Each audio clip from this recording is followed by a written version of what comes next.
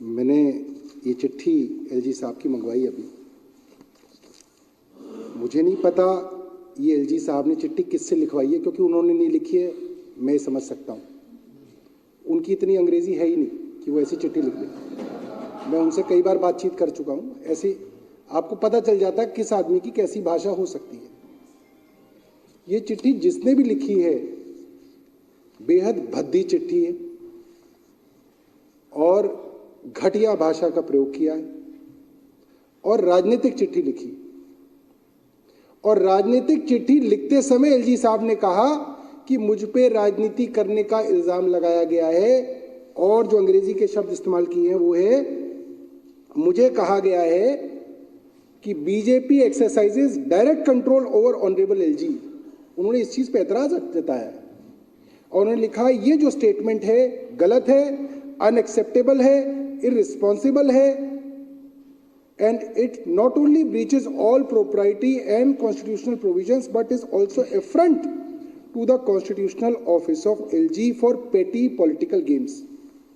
मैं हैरान हूं, खुद एक राजनीतिक चिट्ठी लिखते समय एलजी साहब की तरफ से यह दुहाई दी गई है कि इस चिट्ठी में एक कॉन्स्टिट्यूशनल मर्यादा और प्रोप्राइटी को जो है आघात पहुंचाया है।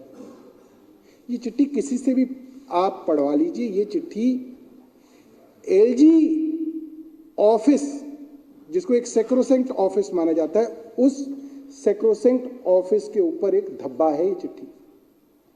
अब मैं आता हूं राजनीति के ऊपर। अध्यक्ष जी, मैं राजनीतिक आदमी हूं, मुख्यमंत्री राजनीतिक आदमी हैं, रामवीर सिंह विधूड़ी राजनीतिक आदमी हैं। ये ऐसी चिट्ठी मुझे लिखे मंजूर है, ये ऐसी चिट्ठी मुख्यमंत्री को लिखे मंजूर है, मगर एलजी इस तरीके की चिट्ठी लिखे ये हमारे संविधान में मंजूर नहीं है। अब एलजी ने अपने आप को कॉन्स्टिट्यूशनल बताया। मैं रामवीर विधूड़ी जी एक उदाहरण कह रहे थे कि एक सबूत रखो, मैं एक सबूत रखता हूं, और विधूड़ी जी के सामने इसलिए रख रहा हूं क्योंकि विधूड़ी जी इस सबूत को समझ सकते हैं, क्योंकि राजनीतिक आदमी है। एलजी के जो लोग सुन रहे हो वो उनको बता दे, सौरभ भारद्वाज आज सबूत रख रहा है इस हाउस के सामने।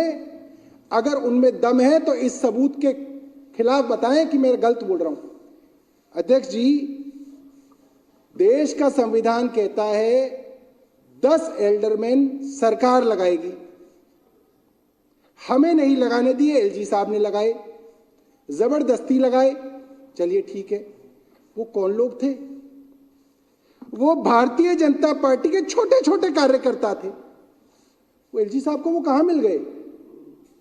कहां से आई वो लिस्ट? कोई नरेला के अंदर छोटा सा कार्यकर्ता है, कोई अलीपुर गांव में है, कोई बुद्ध विहार में है, कोई विलेज दरियापुर के अंदर है, कोई मेरे ईस्ट ऑफ कैलाश के अंदर है। ये छोटे छोटे भारतीय जनता पार्टी के कार्यकर्ताओं की लिस्ट भारतीय जनता पार्टी ने ही तो दी होगी। ये एलजी साहब के रिश्तेदार हैं तो एलजी साहब बता दें कि भाई ये आदमी, मैं इसको ऐसे जानता हूं, इसको मैं ऐसे जानता हूं, इसको मैं ऐसे जानता हूं, और ये सारे के सारे एमसीडी के एडमिनिस्ट्रेशन के अंदर दक्ष हैं।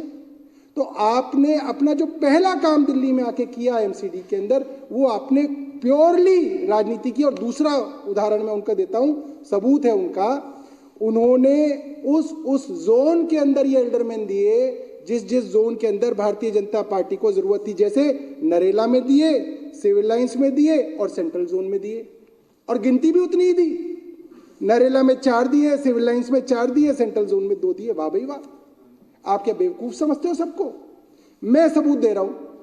यह सबूत है कि एलजी जो है प्योरली राजनीतिक आदमी है, उनका कोई लेना देना नहीं है कॉन्स्टिट्यूशनल प्रोप्राइटी से। और इससे अब इनकी चिट्ठी के ऊपर आता हूं मैं। इन्होंने लिखा,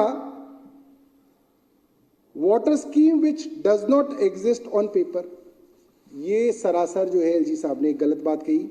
ये वाटर स्कीम बाकायदा पेपर पे है, बाकायदा दिल्ली जल बोर्ड ने अपनी 13 जून 2023 की बोर्ड मीटिंग के अंदर इस स्कीम को पास किया है।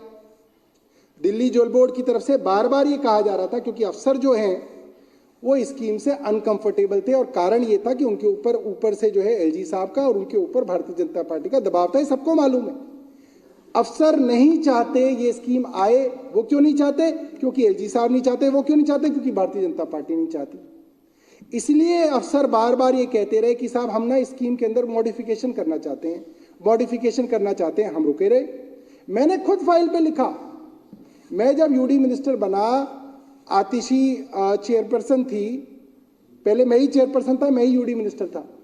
तो जब आतिशी चेयरपर्सन बनी तो मैंने खुद अपनी कलम से फाइल पे लिखा हुआ है अपनी हैंडराइटिंग में कि भाई मुझे कहा गया है कि जल बोर्ड जो है इस स्कीम को जो है दोबारा से देख रहा है, लिहाजा ये फाइल वापस करता हूं। अपने वापस की जल बोर्ड को फाइल। मगर जब 6 महीने बीत गए, जून के अंदर स्कीम पास हो रखी है, दिसंबर बीत गया, तो हमें बात समझ में आ गई कि जल बोर्ड कोई नई स्कीम नहीं लाना चाहता, सिर्फ पुरानी स्कीम ना आए इसलिए नई स्कीम का बहाना कर रखा कि हम कुछ और कर रहे हैं, हम कुछ और कर रहे हैं। तो आतिशी जी से लिखित में हमने पूछा, एज ए यूडी मिनिस्टर मैंने उनसे पूछा कि भाई आप बताइए, बार बार कहा जा रहा है कोई नई स्कीम आ रही है, तो उन्होंने लिखित में दिया है अध्यक्ष जी, मुझे नोटिंग है फाइल के ऊपर, कि हमारे यहाँ पिछले 1 महीने से ये चर्चा हो रही है कि कोई नई स्कीम लेके आएंगे, कोई मॉडिफिकेशन करेंगे स्कीम में, 13 जून 2023 वाली स्कीम में कोई मॉडिफिकेशन करेंगे, मगर कोई मॉडिफिकेशन नहीं हो पा रही है, समय बीतता जा रहा है, लिहाजा इसी स्कीम को जो बोर्ड से पास हुई है उसको ही फाइनल स्कीम माना जाए और इसको कैबिनेट में भेजा जाए। ये तो जाहिर सी बात है, तो बड़ी साधारण सी बात है अध्यक्ष जी, कि अगर कोई स्कीम पास हुई है और उस स्कीम को बदलने की चर्चा हो रही है मगर कोई बदलाव पास नहीं हो रहा है, तो जो स्कीम पास हो रखी है वही फाइनल है। और जब दिल्ली जल बोर्ड की चेयरपर्सन ने लिख के दे दिया कि यही फाइनल है, तो वो हम मानेंगे कि वो फाइनल है। और वो फाइनल स्कीम हमने जो है कैबिनेट के लिए जो है यूडी सेक्रेटरी साहब को भेज दी कि यूडी सेक्रेटरी जो है, जो एसीएस है, वो इस स्कीम को जो है लेके आए। अब हर स्कीम को रोकने का एक ही तरीका है कि आप उसको जो है फाइनेंस के पास भेज दें। फाइनेंस या तो उस पर कमेंट दे ही ना दे, तो ऐसे उलझुलूल बातें उसके ऊपर लिख दे कि वो स्कीम आ ना सके, वही फाइनेंस जो है फिलहाल कर रहा है। जिस दिन एलजी साहब का यहाँ पे अभिभाषण था, मुझे लग रहा है 15 फरवरी थी, 15 फरवरी को मैं था, एलजी साहब थे, मुख्यमंत्री जी थे, हमारी आतिशी थी, और बाय द वे उस वक्त राखी बिरला भी सामने बैठी हुई थी। उस वक्त तो शायद सर आप भी थे मुझे लगता है, मगर आपको इन्वॉल्व करना ठीक नहीं है, आप भी थे वहां पे। और वहां पे चर्चा हुई एलजी साहब के सामने, और एलजी साहब ने कहा नहीं नहीं नहीं, आप एक काम कीजिए, आप सीएस को लिखिए, मैं भी सीएस को कहूंगा स्कीम को लाया जाए। अरे जब सीएम, जब खुद एलजी साहब से चर्चा हुई है स्कीम के बारे में, तो एलजी साहब कैसे कह रहे हैं कि स्कीम के बारे में ये कोई स्कीम ही नहीं है, पेपर पे ही स्कीम नहीं है? ये तो सरासर गलत बात है, ये तो सबके सामने है, और आप ही को चिट्ठी लिख रहे हैं कि ऐसी कोई स्कीम नहीं है, जबकि सामने चर्चा हुई है एलजी साहब के साथ। ये जो है इस तरीके की जो छोटी छोटी चीजें हैं अध्यक्ष जी, वो इतने बड़े कॉन्स्टिट्यूशनल जो ऑफिस है एलजी साहब का, उसको जो है छोटा करती हैं। एलजी साहब को इस बात को समझना चाहिए, आज वो एलजी है, कल कोई और एलजी आएगा, उससे पहले भी एलजी आए, मगर उनको उस ऑफिस की मर्यादा रखनी चाहिए। अब अगला उन्होंने क्या लिखा कि ये ट्रांसफर्ड सब्जेक्ट है, यूडी, जल बोर्ड और फाइनेंस डिपार्टमेंट, इसका पूरा जो है कंट्रोल वो क्योंकि चुनी हुई सरकार के पास है, तो इसमें मेरे को क्या लेना देना। वाह भाई वाह, अभी तक क्या हमें यही समझ में नहीं आया कि कंट्रोल किसके पास है? अगर कंट्रोल हमारे पास ही था और हमारे पास ही रखना था, तो केंद्र सरकार क्यों जो है नया एक्ट लेके आई थी, अमेंडमेंट लेके आई थी 2023 के अंदर? वो कंट्रोल का ही तो झगड़ा था कि सब्जेक्ट हमारे पास रहे, मगर कंट्रोल एलजी साहब का और भारतीय जनता पार्टी शासित केंद्र का रहे, वो आपने कंट्रोल ले लिया। और वो कंट्रोल एलजी साहब दोनों तरीके की बातें करते हैं, मैं हैरान हूं। जब कोई मामला फंस जाता है तो वो चिट्ठी पे लिखते हैं तो ट्रांसफर्ड सब्जेक्ट है, तो आपके अंडर है। अब मैं एलजी साहब का ही ट्विटर हैंडल देख के आपको बता रहा हूं अध्यक्ष जी, 2 दिन पहले का ट्वीट है उनका, मैं आपको दिखा देता हूं एलजी साहब का।